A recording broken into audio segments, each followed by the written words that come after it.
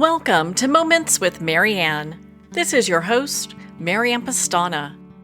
We're here today with special guest, Susanna Barkataki, who's here to share with us her new book, Ignite Your Yoga: How to Live, Practice, and Teach as an Authentic Yoga Steward. So what if yoga isn't just about feeling better, but about becoming a force for healing in the world?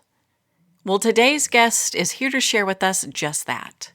Susanna Barkataki is a yoga diversity and unity educator and the founder of Ignite Yoga and Wellness Institute. She holds an honors degree in philosophy from UC Berkeley and a master's in education from Cambridge College. She's a certified Ayurvedic practitioner and a certified yoga therapist. So welcome to the show, Susanna Barkataki. Thank you so much. I'm excited to be here. Oh my goodness, what an honor it is to have you here and to talk about this book. What inspired you to write this? Yes. I have had my life changed by yoga. And so much of what I shared in my first book was kind of more the academic aspects. And I wanted a book that was more personal, a book that invited people to bring yoga into their lives and let it be like a portal to help them transform themselves, their relationships, and the way that they are in the world. And so it really kind of became that like portal of transformation. In your book, you describe yoga as a living tradition. Can you elaborate on that for us? Yes, it's been yoga has been around for thousands of years. It was begun in practices in renunciate kind of shramana conditions. So in the Indus Valley, Saraswati River Valley, if you can imagine India and what's now Pakistan thousands of years ago. So under trees, by streams, there were pretty advanced and organized villages that had sprung up. And in these villages, people had a lot of kind of modern conveniences, almost like running water and a lot of things that made life comfortable and more easy, but they still weren't happy and they weren't satisfied. And so it was in this milieu that yoga practitioners went into the outskirts of those villages and cities and started to do practices to find freedom from suffering, right? And they discovered these things that worked and then passed those on from teacher to student, and it comes to us today. So it really is a living tradition. There are literally still fires burning that were lit back then, thousands of years ago, that people have been practicing around. It's pretty amazing. Well, how amazing is that? And with honoring yoga's roots, how do we make this relevant to contemporary life? Yes, and so many folks think that yoga is just exercise, right? Which there's nothing wrong with that. It's just that there's so much more. And exercise is one part of the full yoga tradition, but there's a lot more to it. So I think for us today, it's kind of understanding that the part of why yoga works and helps us feel more peaceful or more joyful. One, if you haven't experienced that, go to a yoga class, right? Hopefully it's welcoming and inviting and meets you where you're at, because real yoga, it doesn't matter whether you're flexible, whether you can touch your toes. There's many ways to do different shapes. So that's one aspect of it. But then also, it's in how we relate to ourselves. Yoga is practiced in how we relate with one another. There's a whole, 8 limbs of yoga, which start with ethical precepts, the yamas, like how we are with ourselves and with each other in the world, and then moves through to things like focus, what we focus on, to how we practice joy, and then even to liberation and samadhi. So it's a kind of a well-rounded, almost like a philosophy or an ethical kind of code of conduct that if folks are interested, you can explore it in that way, and then have have a really well-rounded kind of approach to life that supports more joy, more freedom, more happiness. I love that. When I've done yoga, I mean, one of the things that the practitioner was sharing with us is not everyone can do the same poses. Our bodies are constructed differently. And while one pose may be easier for somebody, it might not be something that works for other people. But to take it beyond that, I mean, how empowering is that?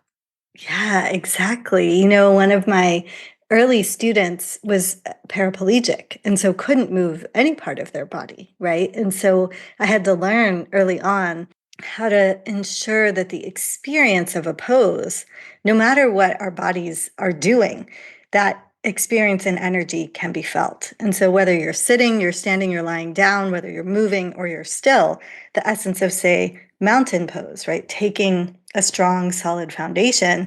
You can find mountain, even for folks listening, just wherever you are right now, feel a bit of that groundedness.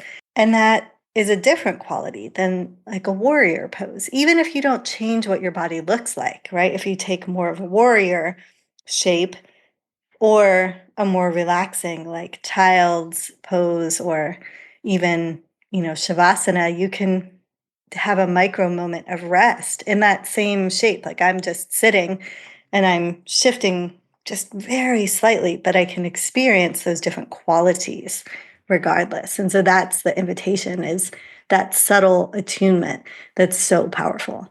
In your book, you share about how yoga is more than just self care, it's collective care. Can you explain how this shift transform the purpose of our practice? Yes. You know, it's amazing because some of the kind of core foundation of yoga is Tat Tvam Asi, which is a saying in Sanskrit that means I am that. I am that. So anything that we're looking at, right? I am that, right? Or a struggle or a challenge or a joyful thing like a baby or a friend, I am that. And so that essence of I am this thing, right? Interconnectedness can really help us in practicing yoga as a way of being that helps us connect to others rather than separate or rather than distance ourselves. And so we don't have to be perfect, right? Just present, like returning again and again to who we are in our imperfections, again and again. And that really is kind of the path of the practice. Now, earlier you mentioned the 8 limbs and briefly touched on those. Can you go a little bit more deeper into those? So the very first limb are the yamas, and the yamas are like ethical codes. So often we'll find these in every spiritual or religious or even just ethical kind of foundation, like things like don't kill or don't harm or practice love, or the second one, the first one is ahimsa, then there's satya, truthfulness, non-stealing. And these ethical precepts really give us a guide in how to be with one another. And part of why that is like if you think about the aim of yoga, right? It's liberation, it's freedom from suffering, it's joy. It's really hard to experience those things if you're cheating, if you're lying, if you're stealing, right? Like those things create just the logical kind of outcome is an anxious or a stressed or an angry or a greedy kind of mind. And so they're like protections. I think of them kind of like if you've ever gone bowling and put like with a child and they put those nice kind of bumper things in the gutters in the bowling alley. And so your ball pretty much never goes into the gutter and you're always going to hit one of the pins, right? It's like the yamas are like these soft bumpers on our lives. They help us move through it with a bit more ease. And then the second of the 8 limbs are the niyamas, which are like interpersonal codes, like practicing purity or cleanliness, devotion to, or like kind of discipline to some kind of art or creative or spiritual pursuits, self-inquiry, self-study. And these together, the yamas and niyamas, are the first of the 8 limbs, and they not only are they like those bumpers that help us kind of live a more smooth life, but they actually create boons like or benefits or blessings. And it's not like a magical thing. It kind of just makes sense, right? Like in my own life, when I was younger, I was pretty insecure and shy. And so I was trying to figure out how to be in the world. And I remember at one point I went to camp, summer camp, and I made up these little like fibs, like kind of white lies about myself just to be cooler and to fit in. And of course, it didn't really work, was very confusing. I forgot, the stories that I'd told. And it took me many years, really, before I understood it's satya, truth, is not just telling the truth. Like I learned that lesson that summer of being like 11 or 12, but through high school to listen for the truth of the moment, right? The truth that's being presented to us by our friends or by the experience. And then when you practice with satya or any of the yamas and niyamas, there's like something shifts. And so by the time I was a new teacher right after college, I was 21. I had been practicing yoga ethics now for just a couple years, really seriously, not very long, but really only maybe a year and a half, very seriously.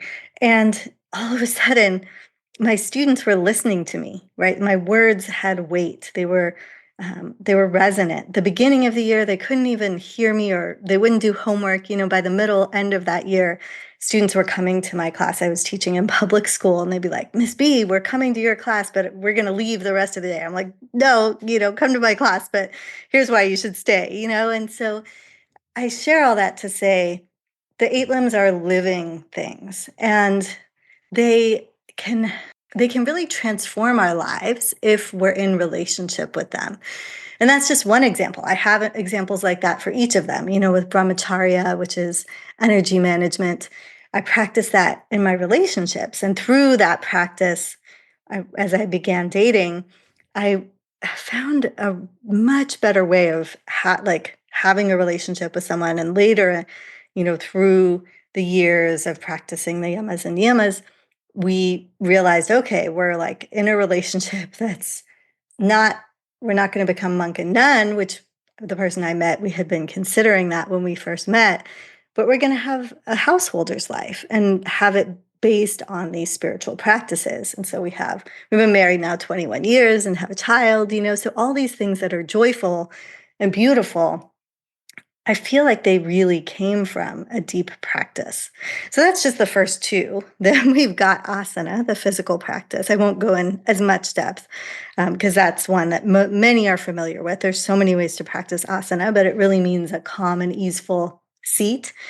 Pranayama, which is like breath and life force. Pratyahara, focusing, and it's like what we're focusing on and bringing our senses inward rather than, completely outward. Dharana, mindfulness, dhyana, meditation, and samadhi, bliss. And so the eight-limbed path is really a way to that liberation in the world, in our lives, not separate from it. That's just so empowering. What are some key steps for someone who wants to deepen their practice beyond the mat? Yeah. I think it's like beginning small, right? It doesn't have to be huge. It can be 5 minutes of meditation, of focusing on the breath, walking meditation, dancing meditation, whatever helps you get into the flow. Practicing with affirmations or mantra. Mantra like sounds in Sanskrit, but they can also be affirmations in English. Setting a morning intention, journaling, and perhaps exploring with the yamas and niyamas. I have focused on a different yama or niyama each week for basically since I started that relationship. So about 22 years now, every week I choose a different kind of ethical precept of yoga to focus on. And so this week, my focus is brahmacharya, and that is exploring like where is my energy flowing? How am I using my energy? And sometimes in the morning, I'll get up and I'll just check in like, what do I need today? Right? Here's what's on my plate. What do I need? Oh, okay. A little more peace, a little more patience, or energy, fire, focus, right? Whatever it is. And then I might do a little movement practice connected to that and bring it into my day. And so it can be joyful, not a chore, but consistency over intensity. And then surrounding yourself with a community or folks who are doing similar inquiries to walk with you. I think that can be really, really helpful. Well, it's nice to have people that walk the same path as you and kind of understand that the path that we're on. Mm. I know that in your book, you also share about teachers and leaders, how they can create more inclusivity in yoga spaces. What are some ways that they can do that? Yes.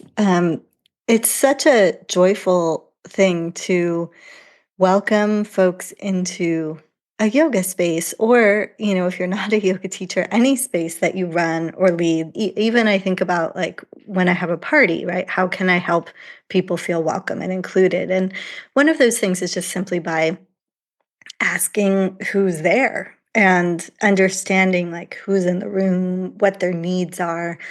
And sometimes we can guess that or tell that, but sometimes we can just ask. And one of the practices that I like to do online and in person is just ask people, are there any access needs? And this is something that comes from the kind of disability justice movements or disability and access movements, is like, what is an access need? Well, something that would help you access the experience. And so say for someone who their auditory processing is different, they need transcripts, right? Or they want pauses between when people speak. You know, there can be so many different kinds of access needs. And sometimes it can feel a little overwhelming, like, oh, what if I can't meet, what someone asks for? Like I've had people ask for sign translation, right, in every class I teach. And at this point, I'd love to do that, but it's just not feasible given kind of all the constraints that exist. But I can move in that direction of, if or when it's possible, or if I'm working with another organization and they can provide sign, I ask for that. So these are just some examples. But I think a lot of it comes back to self inquiry, like asking what would help me feel more like I can be my full self, and then outward inquiry, what would help others feel like they can be their full self, and then trying our best to create those conditions. And that can include caring for cultural like norms, or um, just social anything really. Is just a matter of really bringing care, that quality of ahimsa, to the forefront. In your book, you emphasize the importance of conscious leadership in yoga. What is that? Yeah. So conscious leadership is really letting yoga kind of lead through you, right? Yoga means unity. And so when we're coming from that place of unity rather than separation, we show up differently. And I'll give you an example, a personal example. So I was living in Orlando. I don't live there now. I've moved, but Orlando is sort of one of those big, small towns, right? There's a couple, maybe 250,000 people. You can count the number of yoga studios. You know exactly who's teaching where. And so I teach yoga, in yoga's roots, right? And I was beginning to teach yoga teacher trainings there. Another teacher who had been in retirement for a while came back to teach very similar things. And my first inclination was sort of like, ooh, uh-oh, like someone's doing what I do. That's that I feel nervous about that. I feel anxious about that. I'm like worried that I'm going to lose students, and this isn't going to go well. And so I noticed that, right? Like I'm a leader in the community. Here's someone else who's been a leader in the community, but took some time off and is coming back. Wonderful, wonderful person and teacher. So what is the actual like truth of this situation? And it took me some time. I had to really sit with it and notice the contraction. And in the Yoga Sutras, often in the text, there'll be instructions or kind of like guidance. And there's two ways it describes to deal with situations like this. And one is when there's contraction, be with the contraction, like that feeling of smallness and insecurity. And then do an opposite action. It's pratipaksha bhavana, replacing a thought with its opposite. So if I'm feeling contractive, expand, right? And it doesn't always immediately mean you feel like from sad, you feel happy. It's not always, exactly like that. But what I did was I reached out to this new teacher, or older new teacher, right? Returning teacher, and said, "Hey, I love what you're doing. It's so similar to what I'm doing. What support do you need? Or should we collaborate? What do you think?" And we developed a friendship and a relationship where after time, a lot of that contractive feeling that I had started to change because one, I realized even though in some ways what we did was very similar, we were very different in our methods and our students were very different people. And we weren't actually a threat to one another. In fact, by working together and even just working separately, we could bring more to the community that would be beneficial. And so that's a very specific and concrete example of what it means to be a yoga leader, right? Leading consciously is making those inner kind of moments of contraction or doubt or jealousy or insecurity conscious to ourselves, so we're not driven by them, but instead are driven by the uplift that's going to benefit all people as much as possible. Well, what a way to come and look at a situation. I think is so empowering. How many of us get stuck in, oh, we've got competition, and how is this really going to affect my business as opposed to how can we align with one another and see how we can support one another? Yeah, I mean, it's funny too, because if you think about it, like those of us who care about well-being, care about being good kind people, like we're not the minority, but in some way, it's a smaller group, and especially with yoga, I think it's like maybe 20% versus 80%. Most 80% of yoga practitioners are, and it's okay, like they're focused on fitness and all of that. And about 20% of us are on like the deeper teachings of yoga. And so actually, when you look at it like that, like when you pull out, right? And yoga has taught me to do this, like go from that tunnel vision of like, oh no, competition, and like pull out big picture in the span of the world, billions of people, and or millions. And then in the span of time and space, we are actually allies. Even if we think of each other as competition, we're helping move that bigger vision towards healing and inclusion and equity and yoga for personal and social change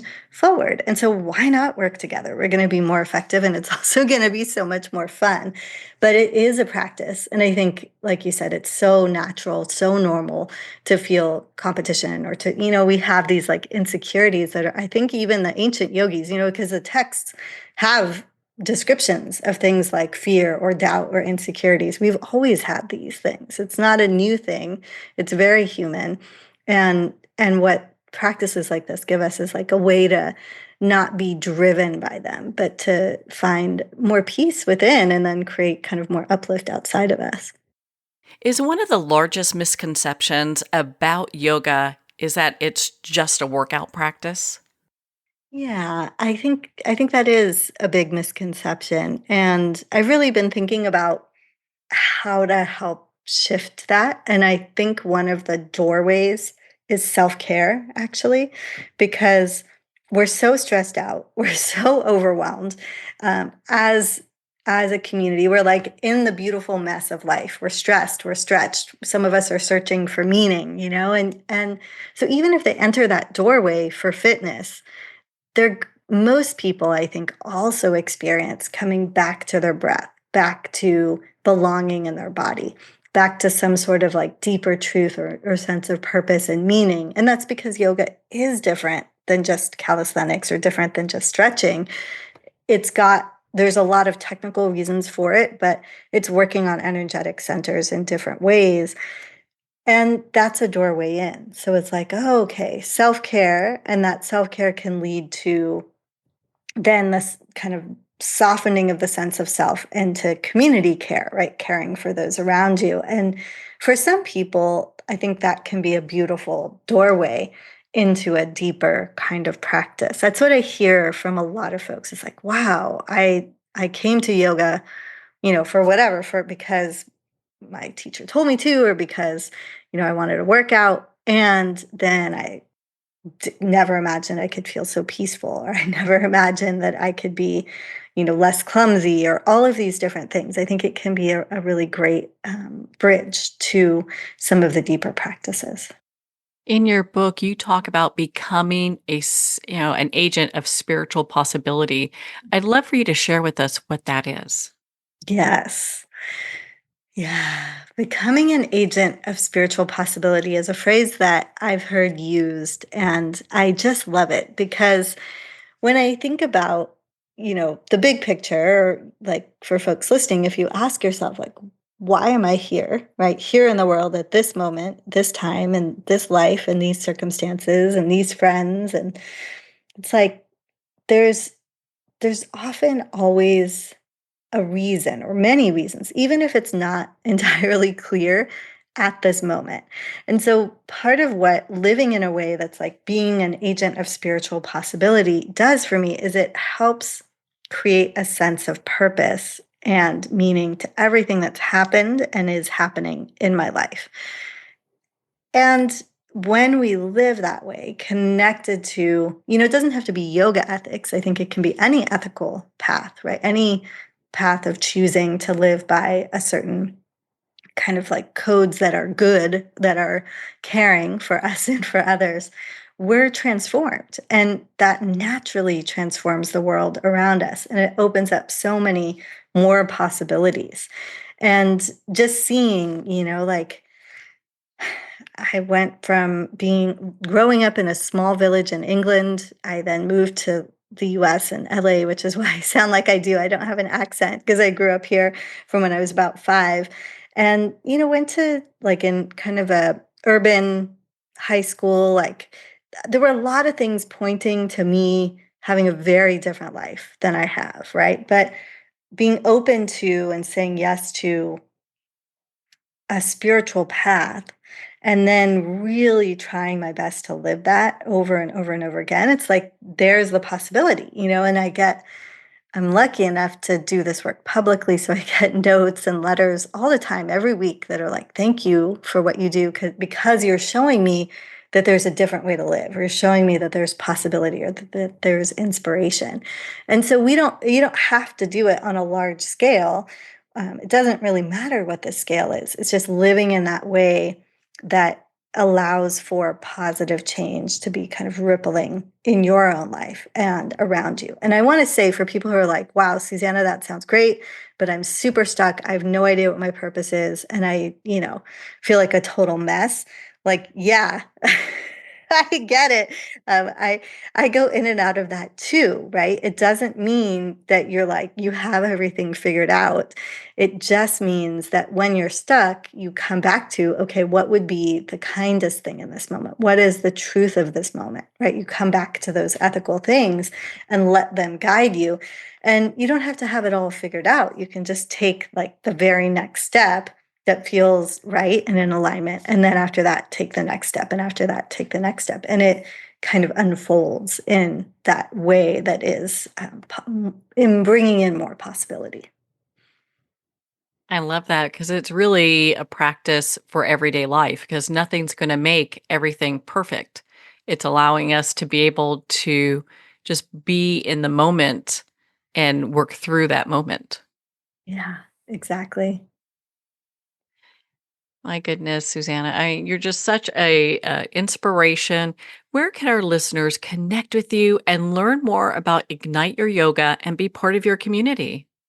Thank you so much for that. That's really kind. And, I would love if folks wanted to visit my website, which is susannabarkataki.com. You can see all the blogs that I've written if you're interested in any courses. And then Ignite Your Yoga, so igniteyouryoga.com, the name of the book, has a lot of things you can get for free. Like you can take a beautiful free quiz to determine what type of leadership style you are. And you get some like practice suggestions and frameworks for how to start practicing yoga. It's really fun. So, and if you'd like, you can join me on tour. I'm going on tour with the book, and I'll be going up the west coast of the US and then the east coast of the US through all of May. Well, thank you so much for taking the time to be on the show with us here today. Thank you very much. Well, thank you, Susanna. It's been such an honor to spend this time with you and to talk about your new book, Ignite Your Yoga. Well, we're at the end of our time today. I'd like to thank everyone for tuning in. You've been listening to Moments with Mary Ann, where we make every moment count.